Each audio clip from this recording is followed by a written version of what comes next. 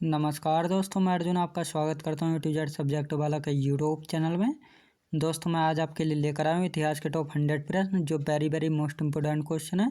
सभी परीक्षाओं में बार बार रिपीट किए गए क्वेश्चन है। तो दोस्तों, वीडियो को अंत तक जरूर देखना ताकि सभी क्वेश्चन आपको आसानी से याद हो जाएँ। साथ ही दोस्तों, अगर आप हमारे चैनल पर पहली बार आए तो हमारे चैनल को भी सब्सक्राइब कर लीजिएगा ताकि हमारे आने वाले वीडियो का नोटिफिकेशन आप तक पहुँचता रहे। चलिए दोस्तों, वीडियो को स्टार्ट करते हैं। रेगुलेटिंग एक्ट में व्याप्त दोषों को दूर करने का उद्देश्य से सर्वप्रथम 1783 में कौन सा अधिनियम लाया गया? डंडाज अधिनियम लाया गया। अगला क्वेश्चन, कोलकाता में उच्चतम न्यायालय की स्थापना किस एक्ट के तहत की गई? रेगुलेटिंग एक्ट 1773 के द्वारा। अगला क्वेश्चन देखते हैं। भारतीय विधान पालिका प्रथम बार द्विसदनीय बनाई गई 1919 के भारत सरकार अधिनियम के द्वारा। निम्नलिखित में से किस अधिनियम के अंतर्गत भारतीय विधान परिषद को बजट पर बहस करने की शक्ति प्राप्त हुई है? भारतीय परिषद अधिनियम 1892 के द्वारा। शुभ समाचार पत्रिका का संपादन किसने किया था? केशव चंद्र सेन ने। अगला क्वेश्चन देखते हैं।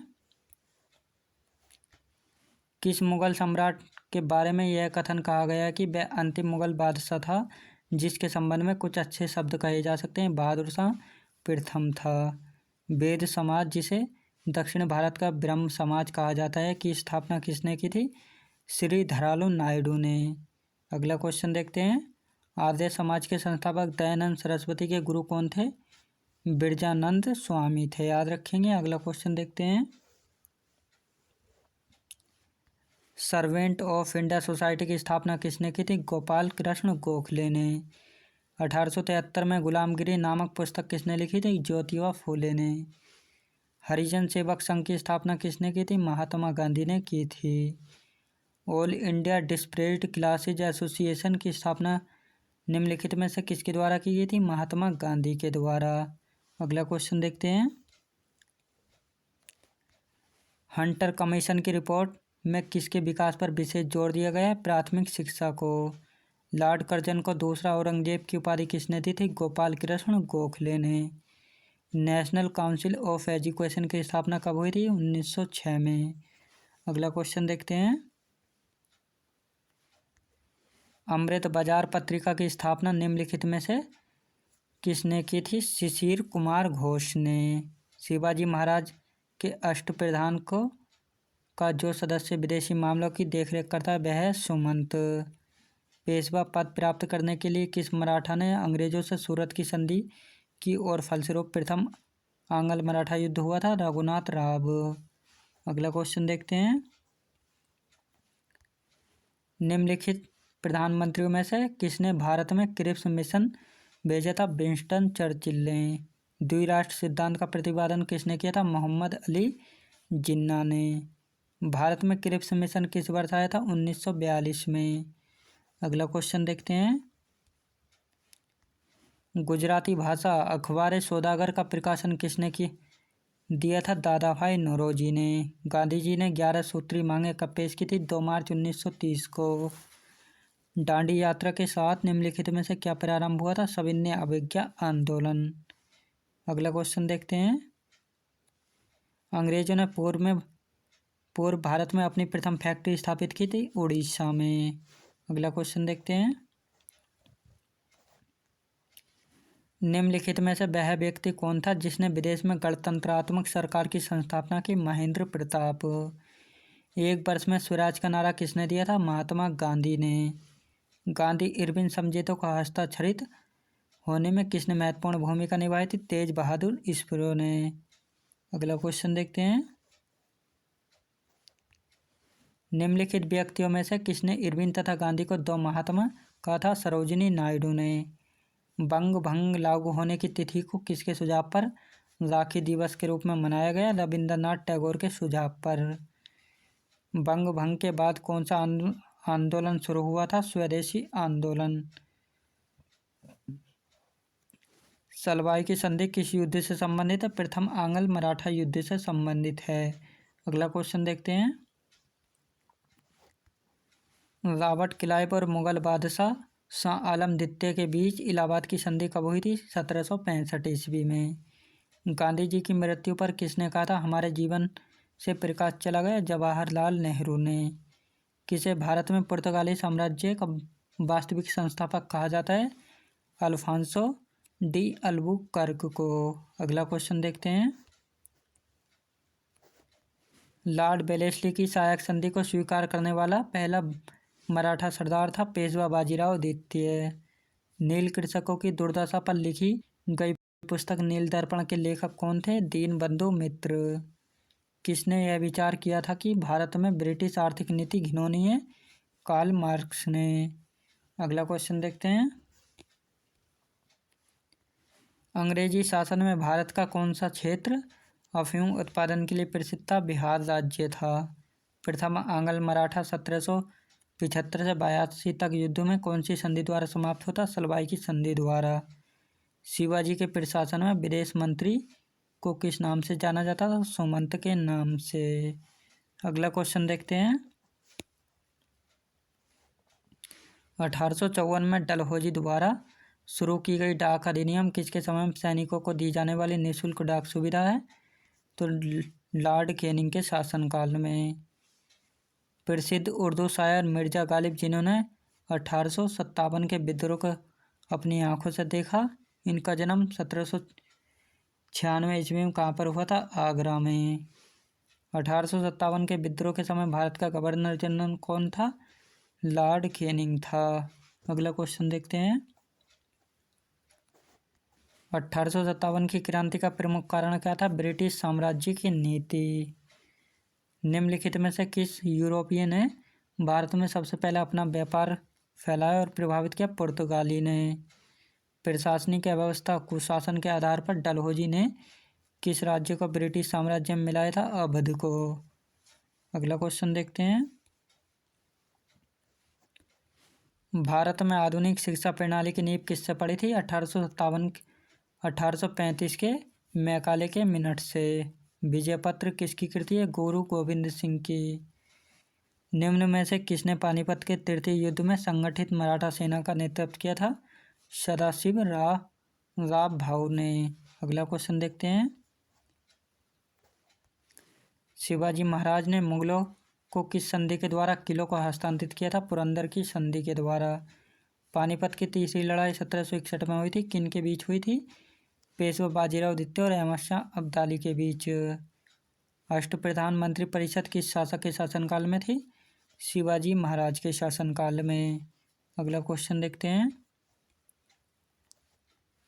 प्रथम आंग्ल मराठा युद्ध की समाप्ति किस संधि के द्वारा हुई थी? सलवाई की संधि द्वारा। निम्नलिखित में से किसने बहादुर शाह प्रथम के नाम से स्वयं को बहादुर बादशाह घोषित किया? शाह आलम प्रथम ने। गुरुमुखी लिपि का आविष्कारक किसे माना जाता है? गुरु अंगद को। भारत में सबसे पहला सूती वस्त्र मिल किस शहर में स्थापित किया गया था? बम्बई में। याद रखेंगे। अगला क्वेश्चन देखते हैं। निम्नलिखित में से कौन सा दादा भाई नौरोजी के अफवेहन सिद्धांत में विश्वास नहीं करता है? सर सैयद अहमद खां। जिस समय 1761 में पानीपत की तीसरी लड़ाई में अहमद शाह अब्दाली ने मराठों को हराया, उस समय दिल्ली का शासक कौन था? शाह आलम द्वितीय था। डलहौजी ने गोद लेने की प्रथा का निषेध करते हुए सर्वप्रथम किस राज्य को निशाना बनाया था? सतारा को। अगला क्वेश्चन देखते हैं। बेगम हजरत महल ने 1857 के विद्रोह का नेतृत्व निम्नलिखित में से किस शहर से किया था? लखनऊ से।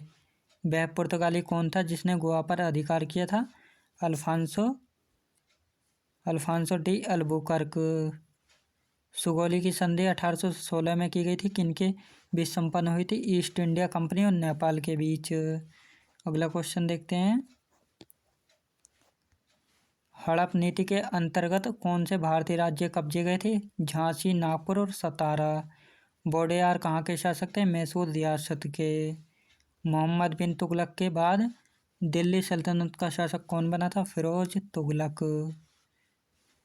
खलीफा ने किस शासक को कासिम अमीर उल मोमिनीन की उपाधि दी थी? फिरोज शाह तुगलक को। अगला क्वेश्चन देखते हैं। ब्राह्मणों पर जजिया कर लगाने वाला प्रथम मुस्लिम शासक कौन था? फिरोज शाह तुगलक। फिरोज शाह तुगलक ने कितने नए नगरों की स्थापना की थी? 300 नगरों की। दासों की देखरेख के लिए फिरोज शाह तुगलक ने किस नए विभाग की स्थापना की थी? दीवाने बंदगान की। फिरोज शाह तुगलक की मृत्यु कब हुई थी? 1388 ईस्वी में। अगला क्वेश्चन देखते हैं।